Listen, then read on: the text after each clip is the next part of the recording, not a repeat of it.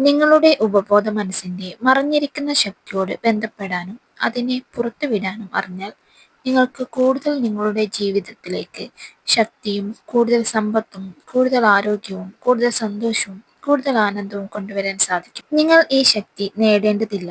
അത് മുമ്പേ തന്നെ നിങ്ങളുടെ ഉള്ളിലുണ്ട്. പക്ഷേ അത് നിങ്ങൾ എങ്ങനെ ഉപയോഗിക്കണമെന്ന് നിങ്ങൾക്ക് അറിഞ്ഞിരുന്നാൽ, നിങ്ങൾ അത് മനസ്സിലാക്കിയാൽ നിങ്ങളുടെ ജീവിതത്തിലെ എല്ലാ മേഖലയിലും അത് ഉപയോഗിക്കാൻ കഴിയും.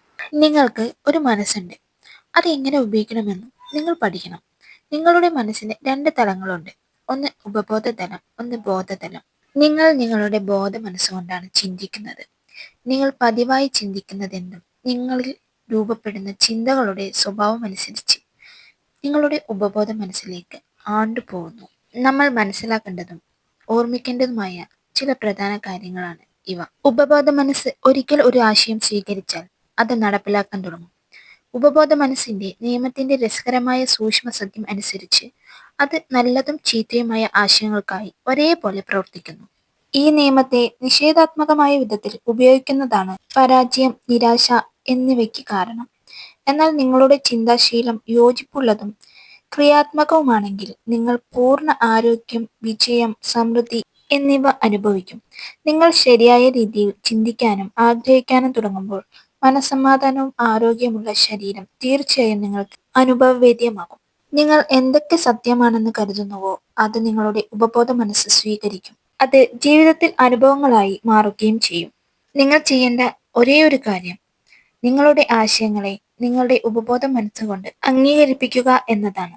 അപ്പോൾ നിയമം, ആരോഗ്യം, സമാധാനം അല്ലെങ്കിൽ നിങ്ങൾ ആഗ്രഹിക്കുന്ന സ്ഥാനം എന്നിവ നിങ്ങളുടെ ഉപബോധ മനസ്സ് നേടിത്തരും. നിങ്ങളൊരു ആജ്ഞ അല്ലെങ്കിൽ കൽപ്പന എടുക്കുക. അപ്പോൾ നിങ്ങളുടെ ഉപബോധ മനസ്സ് അതിൽ പതിഞ്ഞ ആശയം വിശ്വാസത്തോടെ പുനരാവിഷ്കരിക്കും. നിങ്ങളുടെ മനസ്സിന്റെ നിയമം ഇങ്ങനെയാണ്. നിങ്ങളുടെ ബോധമനസ്സിൽ വഹിക്കുന്ന ചിന്തകൾ അല്ലെങ്കിൽ ആശയങ്ങൾ അനുസരിച്ച് നിങ്ങളുടെ ബോധമനസ്സ് നിങ്ങൾക്ക് ഒരു പ്രതികരണം അല്ലെങ്കിൽ ഉത്തരം നൽകും. നിങ്ങൾ എപ്പോഴൊക്കെ സ്വന്തം ചിന്തകൾ ഉപബോധ മനസ്സിലേക്ക് കൈമാറുന്നുവോ അപ്പോഴൊക്കെ അത് നിങ്ങളുടെ മസ്തിഷ്ക കോശങ്ങളിൽ മുദ്ര ചെയ്യപ്പെടുന്നു. ഉപബോധ മനസ്സ് ഏതെങ്കിലും ആശയം അംഗീകരിക്കുമ്പോൾ അത് ഉടനടി പ്രാബല്യത്തിൽ വരുത്താൻ പ്രവർത്തിക്കുന്നു. ഇത് ആശയങ്ങളെ ചേർത്ത് നീക്കിക്കൊണ്ടാണ് പ്രവർത്തിക്കുന്നത്. കൂടാതെ നിങ്ങളുടെ ജീവിതകാലത്ത് നിങ്ങൾ ശേഖരിച്ച എല്ലാ അറിവുകളും അതിന്റെ പ്രയോജനത്തിന് ഉപയോഗിക്കുന്നു. അത് നിങ്ങൾക്കുള്ളിലെ അനന്തമായ ശക്തി, ഊർജം, ജ്ഞാനം എന്നിവയെ കൊണ്ട് പ്രവർത്തിക്കുന്നു.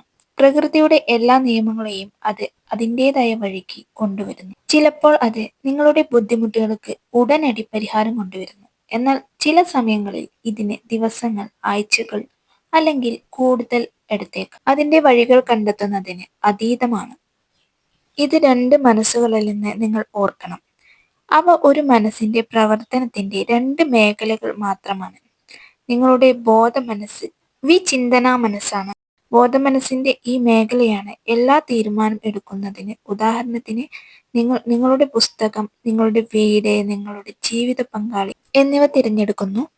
നിങ്ങളുടെ ബോധമനസ്സ് ഉപയോഗിച്ച് നിങ്ങൾ എല്ലാ തീരുമാനങ്ങളും എടുക്കുന്നു. മറുവശത്ത് നിങ്ങളുടെ ഭാഗത്തു നിന്ന് ബോധപൂർവമായ ഒരു തീരുമാനമില്ലാതെ നിങ്ങളുടെ ഹൃദയം സ്വമേധയാ പ്രവർത്തിക്കുന്നു. ദഹനം, രക്തചംക്രമണം കൂടാതെ ശ്വസനം എന്നീ പ്രവർത്തനങ്ങൾ നിങ്ങളുടെ ഉപബോധ മനസ്സ് നിങ്ങളുടെ ബോധപൂർവമായ നിയന്ത്രണങ്ങളിൽ നിന്ന് സ്വതന്ത്രമാക്കി നടത്തുന്നു. നിങ്ങളുടെ ഉപബോധ മനസ്സ് അതിൽ മുദ്ര കുത്തിയിരിക്കുന്നത് അല്ലെങ്കിൽ നിങ്ങൾ ബോധപൂർവം വിശ്വസിക്കുന്നത് സ്വീകരിക്കുന്നു.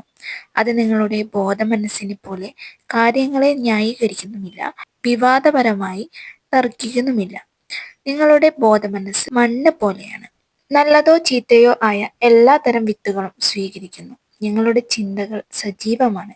അതിനെ വിത്തുകളോട് ഉപമിച്ചിരിക്കുന്നു. നിഷേധാത്മകമായ ചിന്തകൾ നിങ്ങളുടെ ഉപബോധ മനസ്സിൽ നിഷേധാത്മകമായി തന്നെ പ്രവർത്തിക്കുന്നത് തുടരുന്നു. കുറച്ചു സമയത്തിനുള്ളിൽ ബാഹ്യാനുഭവത്തിലേക്ക് അവയുമായി പൊരുത്തപ്പെട്ട് മുന്നോട്ട് വരും.